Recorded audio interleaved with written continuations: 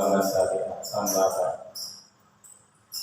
Adalah mutarakin dan mutarakin para alim para ulama yang saya hormati, yang tidak saya sebutkan nama-namanya, para ustaz juga yang tidak saya sebutkan namanya, para tuan tunggane, ketik pandai dan foto tahu maupun yang hadir pada sore hari ini. Alhamdulillah kita masih dapat melangsungkan acara simaan Al-Quran.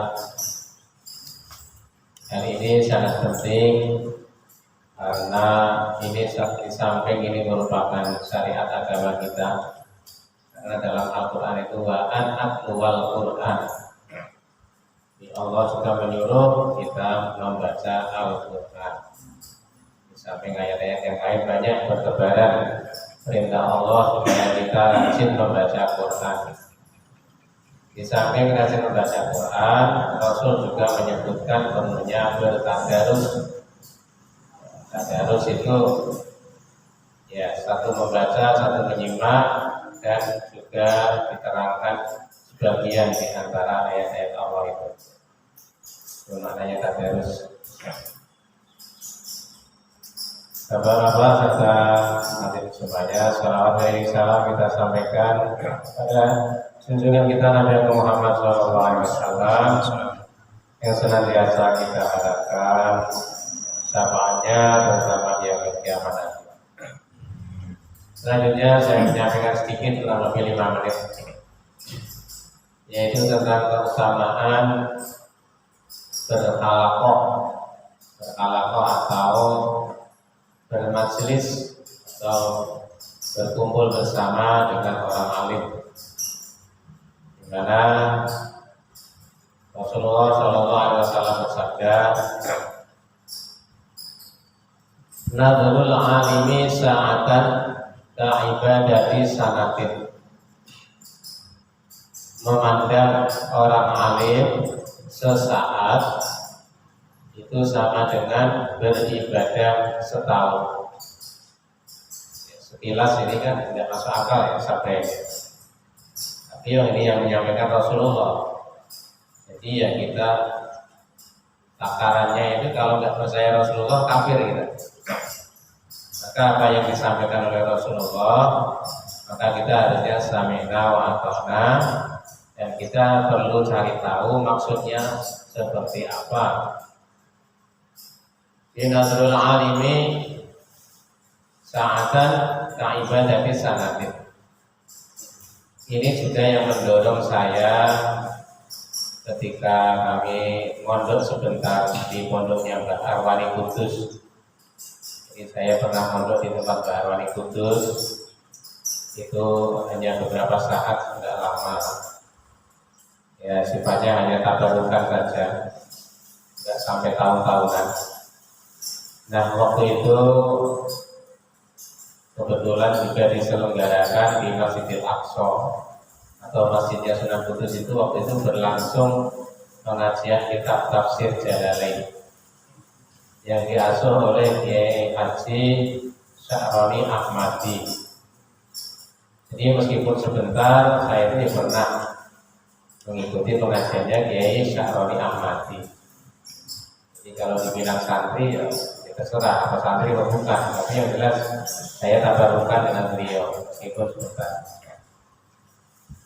Karena jarak dari pondoknya Mbah Arwani ke Masjid Kudus itu kurang lebih itu mungkin 2 kilo lebih, bisa 4 kilo. Ya kira-kira antara Pasar sampai sekitar Mentok mungkin lebih. Ya jalan Mentok ya. Kurang lebih itu jalan kaki. Jadi saya itu sering terlambat. Artinya terlambatnya di sini bukan terlambat ngajinya, tapi terlambat tidak kebagian tempat duduk. Di Masjidil Aqsa, di Masjid Sunan Kudus itu penuh sesak, tidak bisa lewat. Nah, di dalam itu penuh sesak, orang-orang itu ngaji kitab tafsir Jalalain. Jadi orang ngaji kitab saja sampai sepenuh itu, penuh mesinnya. Jadi saya hanya kebagian di teras. Ketika saya di teras, saya juga berusaha mendekati pintu. Alhamdulillah sampai di pintu dan bisa melihat langsung dengan beliau Kiai Haji Sa'roni Ahmadi. Jadi di Kudus itu ada 3 orang alim, terutama di bidang Al-Quran dan tafsirnya. Yang pertama Allamatul Hafidh itu Mbak Arwani. Kemudian yang kedua itu sebutannya apa lupa, yang ketiga juga sebutannya lupa. Kalau Mbak Arwani itu Allamatul Hafidh itu apa itu tingkat keilmuan yang tertinggi itu Allamatul Hafidh itu Mbak Arwani. Kemudian di bawahnya itu ada Mbak Hisam, Mbak Kiai Haji Hisam. Di bawahnya baru Kiai Haji Sa'roni Ahmadi. Di Kiai Haji Sa'roni Ahmadi itu orang ketiga di Kudus yang alim di bidang Al-Quran dan tafsirnya. Bahkan mungkin sepulau Jawa, bahkan mungkin di Nusantara. Nah, ketika saya ngaji kitab tafsir Jalalain dengan beliau itu, saya hanya sebagian di teras, saya menyimak kitab itu, mendengarkan beliau langsung dan berusaha bisa melihat beliau. Karena teringat hadis tadi, Nadhurul alimi sa'atan ibadati sanatin.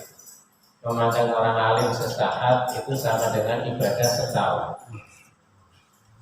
Makanya saya berusaha mendekat supaya bisa melihat langsung beliau. Di suatu saat saya kan bisa cerita nanti.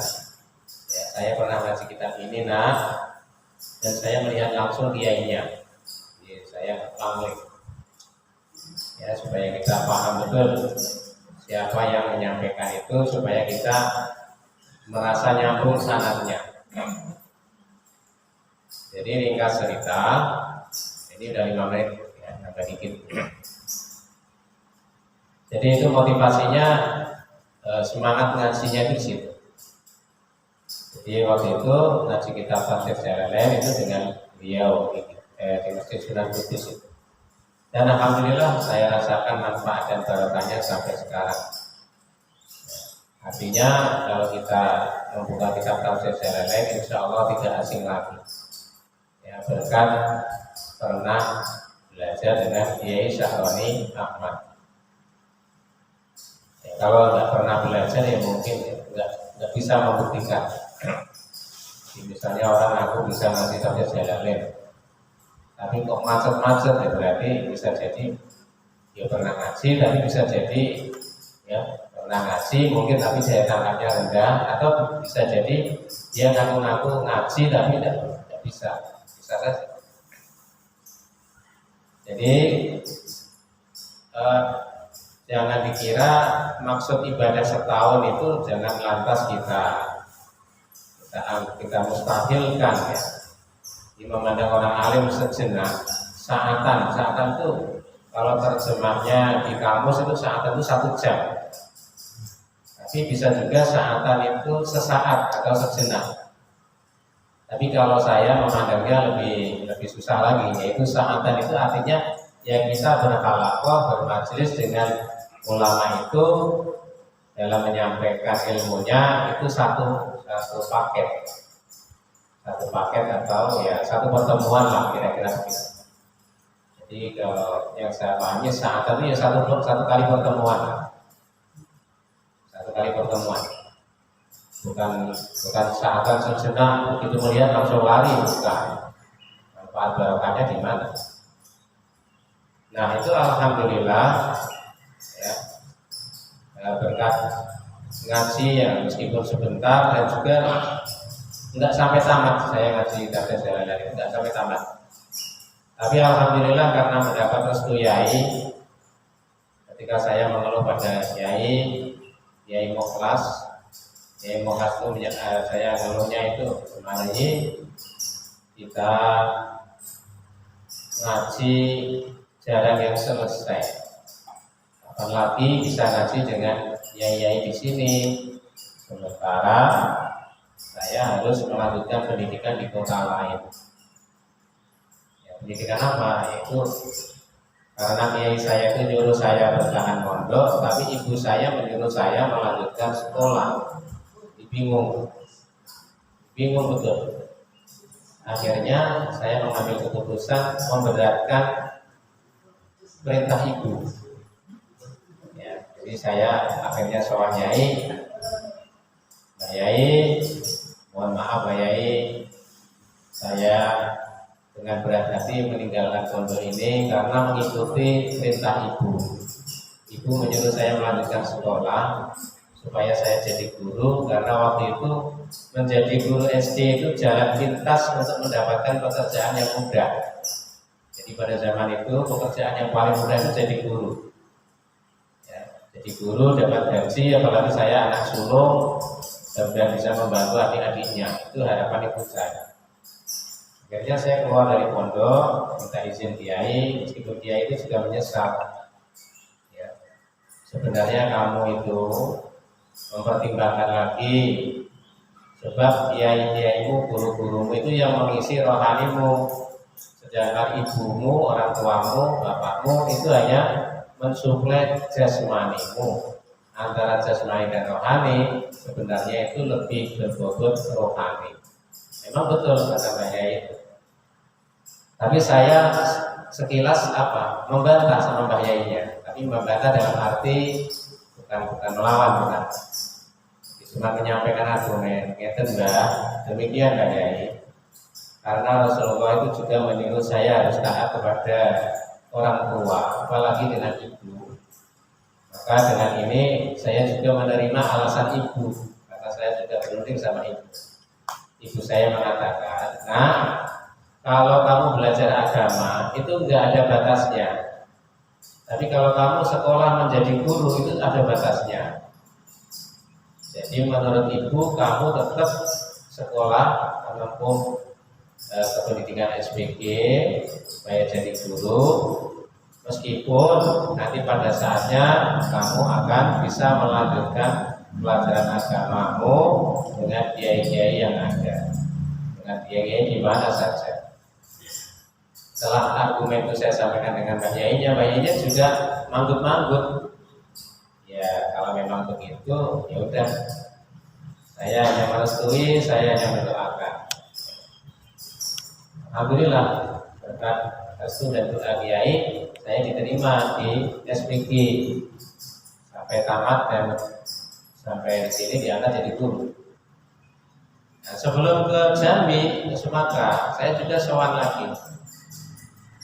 Ya, yang intinya itu menyampaikan keluhan tadi, macam mana ini ilmu saya ini belum seberapa. Tapi saya kembali lagi dihadapkan, saya harus patuh dengan orang tua, karena saya dipaksa harus ke Jambi. Tidak bisa melanjutkan lagi belajar di sini, Mbak Yai. Maka Mbak Yainya senyum-senyum. Ya sudah, pokoknya kamu saya restui, saya yakin kamu sudah dibekali dengan ilmu-ilmu alat, saya yakin kamu bisa melanjutkan sendiri. Memang alhamdulillah, Bapak, saudara-saudara, sedikit banyaknya saya sudah pernah belajar yang namanya nahwu, sorof, kemudian qawaidul fikhi, usul fikhi, kemudian yang namanya mustalahul hadis, ilmu tafsir. Ya, itu alhamdulillah bekal-bekal seperti itu sudah ada. Jadi alhamdulillah banyaknya merestui. Ya sudah, saya yakin setiap pelajaran yang kamu ikuti, walaupun hanya 1/4 kitab, insya Allah kamu bisa melanjutkan sendiri, kata Mbak Yai. Jadi merestui, biarpun tidak bisa belajar sampai tuntas, tapi Mbak Yai merestui, saya yakin kamu bisa melanjutkan sendiri dengan bekal ilmu-ilmu yang sudah diberikan. Ibarat seorang petani, ibaratnya sudah pandai mencangkul, sudah pandai mengolah tanah. Jadi tidak perlu dikhawatirkan lagi. Misalnya khawatir nanti kakinya kena cangkul. Ya, kalau nyangkul kena kaki berarti belum pintar. Jadi kalau tidak pintar macul, mengolah tanah seperti apapun, menggarap lahan seperti apapun, karena kelihayannya kepintarannya mencangkul, insya Allah hasilnya bagus. Itulah jadi dengan modal semangat atau dorongan semangat dari Mbak Yai itu, dengan dia dengan keterbatasan berangkat ke Jambi di sini. Alhamdulillah, ya. Kemudian sowan ke kiai satunya lagi namanya Mbak Kiai Masruddin Ahmad. Beliau berpesan sebelum berangkat ke Jambi itu, beliau berpesan, nanti kalau kamu sudah sampai sana, jangan lupa kita berjanji di bawah. Yang kedua, amalkan terus manakib. Yang ketiga, kamu harus berusaha mengadakan majelis ilmu, majelis taklim. Kemudian yang keempat, pada saatnya nanti kamu ikut mengobarkan panji-panji Ahlus Sunnah wal Jamaah. Ya ternyata betul kata Mbak itu. Saya kesini, alhamdulillah, sekarang sudah membudaya namanya berjanji, riba, ditambah simpul turun. Meskipun bukan karena saya, tapi alhamdulillah kita dulu juga mengamalkan yang seperti itu.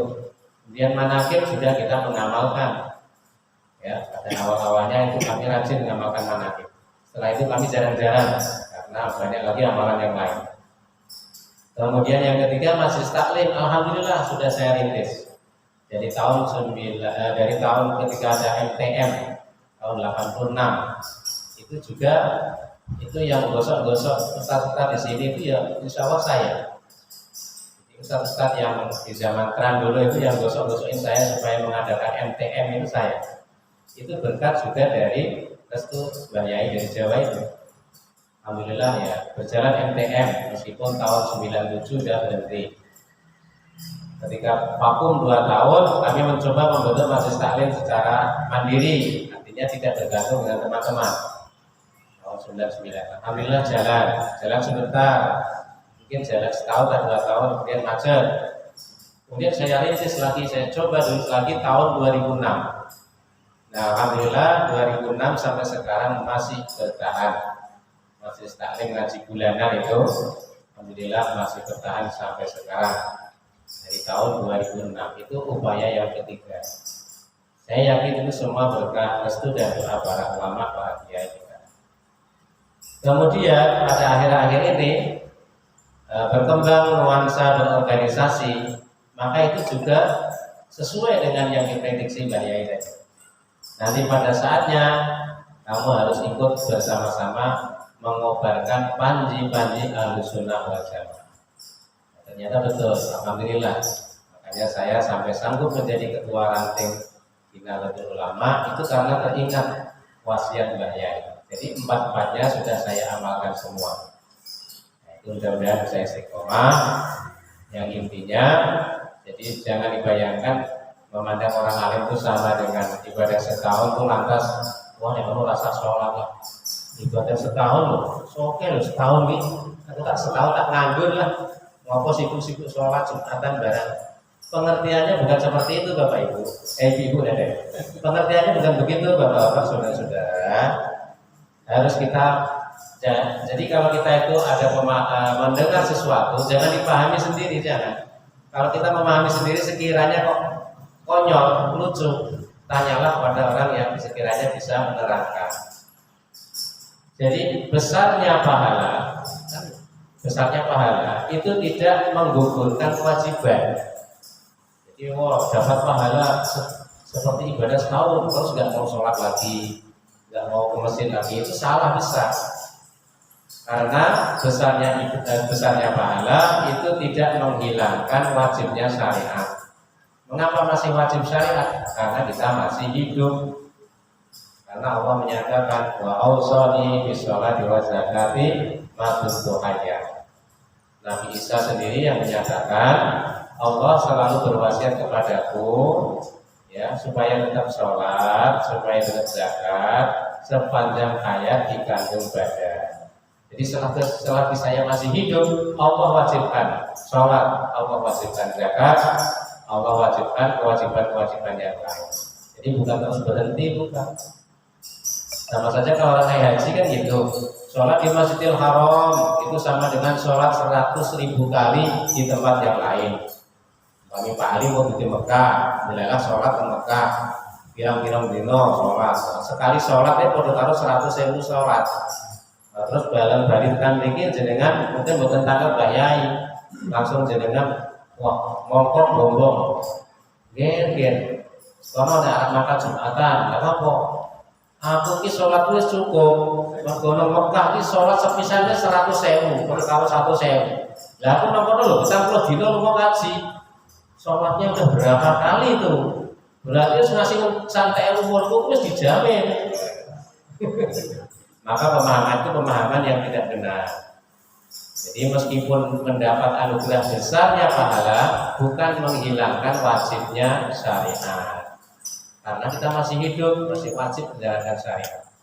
Justru itu menambah semangat kita. Alhamdulillah saya sudah ke Mekah karena sholat yang nilainya 100.000 kali. Oleh karena itu saya harus bertahan supaya husnul khotimah tetap sholat, misalnya begitu. Kalau kita sudah Sumatera, saya kira sampai di sini. Wassalamualaikum warahmatullahi wabarakatuh. Waalaikumsalam.